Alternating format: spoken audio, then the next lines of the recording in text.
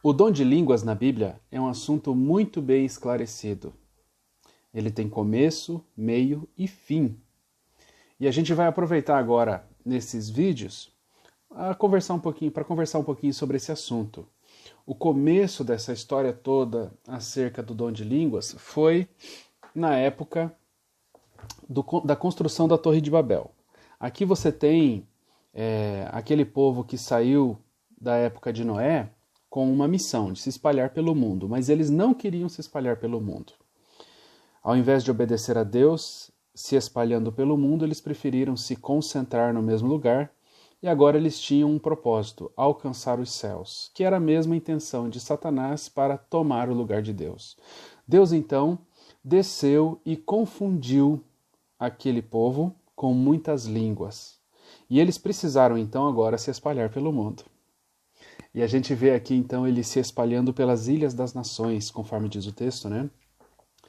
Toda essa história, não sei se eu citei, mas eu vou repetir, é Gênesis 11, 1 a 9. Toda essa história é bem interessante, você precisava conhecer ela, é muito legal. Aí então, agora eles se espalharam pelos continentes e eles precisaram agora, cada um com seu grupo, com a sua tribo, com a sua maneira de comunicação, interagir e formar novas comunidades. E assim nasceram os países do mundo, através dos descendentes de Sem, Cã e Jafé. E hoje, então, existe essa necessidade de pregar o evangelho para o mundo. Então, Deus capacita a sua igreja para que ela possa pregar o evangelho a todo mundo. Por isso, Deus dá o dom de línguas para que o evangelho seja pregado a cada tribo, língua, nação e povo.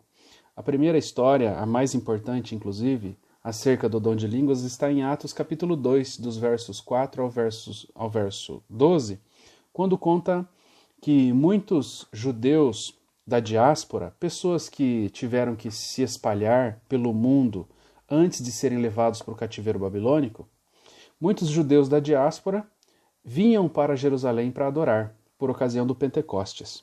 E aí então aconteceu que Deus capacitou os discípulos para falar em línguas, em outros idiomas, porque aquelas pessoas de 16 nacionalidades precisavam conhecer o Evangelho. E assim Deus capacitou aqueles homens, ali em Atos capítulo 2, para pregar o Evangelho para os judeus da diáspora. Aqui em Atos capítulo 2, eu até quero aproveitar e mostrar, você tem no grego a palavra dialecto. Pode perceber, dialecto. É fácil até de ler. Olha aqui de novo.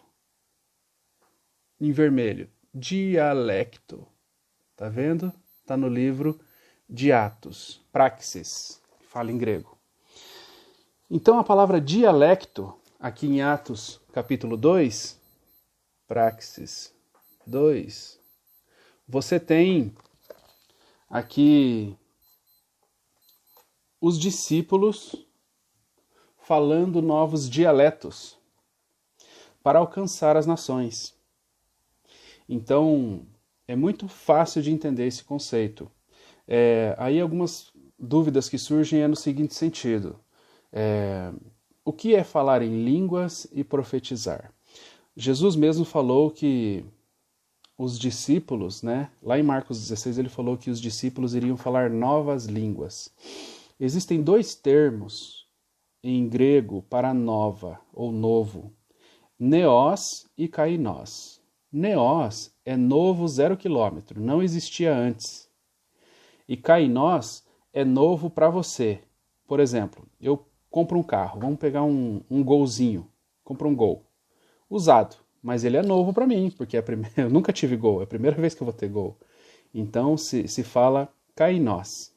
Agora, se eu vou na loja e compro 0 km, um lançamento que não tinha antes, é um Gol Neos, novo mesmo, 0 km. E aí quando Jesus falou que os discípulos iriam usar novas línguas, ele usou, ali no texto grego está escrito kainos, novas, mas que já existiam, seriam novas para eles. Isso é muito importante. Atos capítulo 19, versos 6 e verso 10 também conta a história de que as pessoas eram batizadas e elas ali na ocasião falavam em língua e profetizavam. O que é falar em línguas falar em língua e profetizar? Falar em língua e profetizar é você falar em novos idiomas o conteúdo da mensagem dos profetas. Profetizar nem sempre significa falar do futuro, fazer uma predição.